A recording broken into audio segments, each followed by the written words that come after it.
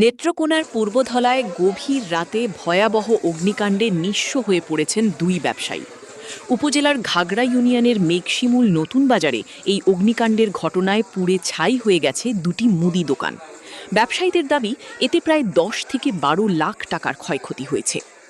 ঘটনাটি ঘটে বৃহস্পতিবার ভোর রাত 4টার দিকে। ক্ষতিগ্রস্ত দুই ব্যবসায়ী হলেন মেঘশিমুল মধ্যপাড়া গ্রামের রুবেল মিয়া ও শামীম খান। স্থানীয়রা জানান, সবাই যখন গভীর ঘুমে আচ্ছন্ন, ঠিক তখনই আগুনের লেলিহান শিখা দেখতে পান আশপাশের মানুষ। মুহূর্তেই আগুন পুরো দোকানে ছড়িয়ে পড়ে। ধারণা করা হচ্ছে বৈদ্যুতিক শর্ট সার্কিট থেকেই এই আগুনের সূত্রপাত। আগুন দেখে স্থানীয় লোকজন ঘটনাস্থলে ছুটে এসে পাশের পুকুর থেকে পানি এনে নেভানোর চেষ্টা শুরু করেন। খবর দেওয়া হয় ফায়ার সার্ভিসকে। তবে ফায়ার সার্ভিস পৌঁছানোর আগে গ্রামবাসীর আপ্রাণ চেষ্টায় আগুন নিয়ন্ত্রণে আসলেও তার আগেই পুড়ে যায় দোকানের ভিতরে থাকা গুরুত্বপূর্ণ মালামাল, ফ্রিজ এবং একটি মোটরসাইকেল।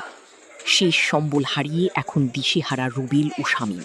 ভয়াবহ এই অগ্নিকাণ্ডে তাদের কয়েক বছরের পরিশ্রমের 10 থেকে 12 লাখ টাকার সম্পদ ছাই হয়ে গেছে। কান্নাজড়িত কণ্ঠে তারা উপজেলা প্রশাসনের কাছে আর্থিক সহায়তার দাবি জানিয়েছেন। পূর্বধলার দর্পণ নিউজ ডেস্ক।